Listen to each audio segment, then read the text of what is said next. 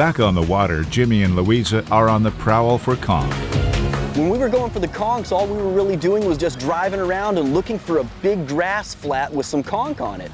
That's pretty much what you do in the Bahamas when you want to find conch. After we found the conch, Luiza got set up and got ready to go in the water.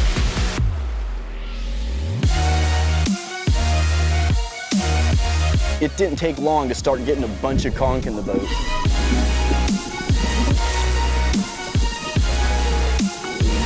There were conch everywhere. Luiza was going down and sometimes grabbing 2 and 3 at a time.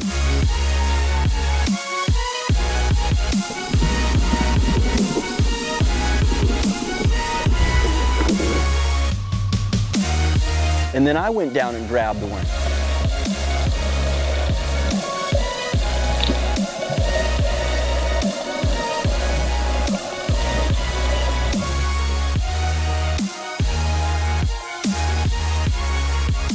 And then I went down and grabbed another one. At one point, I had 4 or 5 conchs in my hands all at once. It was a beautiful area. It was probably only between 3 and 5 feet of water, so it wasn't hard to dive at all. The conch were abundant. It was very clear. There was no danger of sharks or anything like that. So it was a really nice afternoon dive. We'll be back for more Livin the Dream right after the break.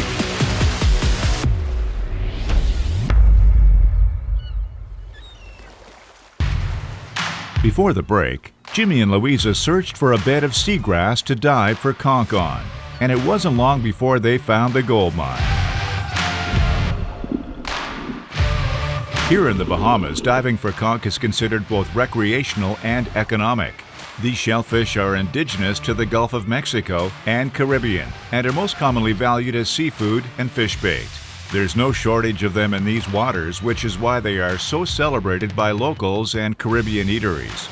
But despite their healthy numbers, Jimmy tends to leave the smaller conch behind, because much like harvesting anything else, sportsmen uphold the responsibility of preservation above and below waters.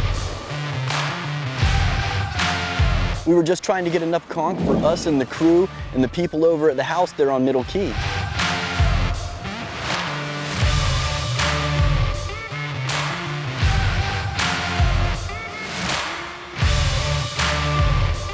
They were kind of hidden in the grass there, but you know, they're easy to find. It's not really difficult to load up on conch. And then Luiza went down and grabbed another one.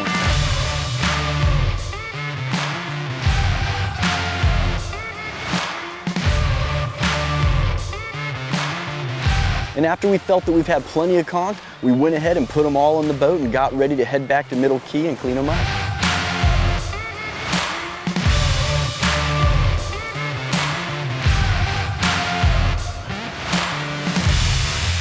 We ended up keeping about 12 conch or so, even though we saw so many more than that. We got just enough to make some cracked conch and some conch salad the next day.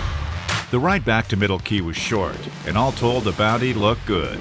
Jimmy and Luiza dove for enough conch to feed themselves, the camera crew, and the staff at Middle Key.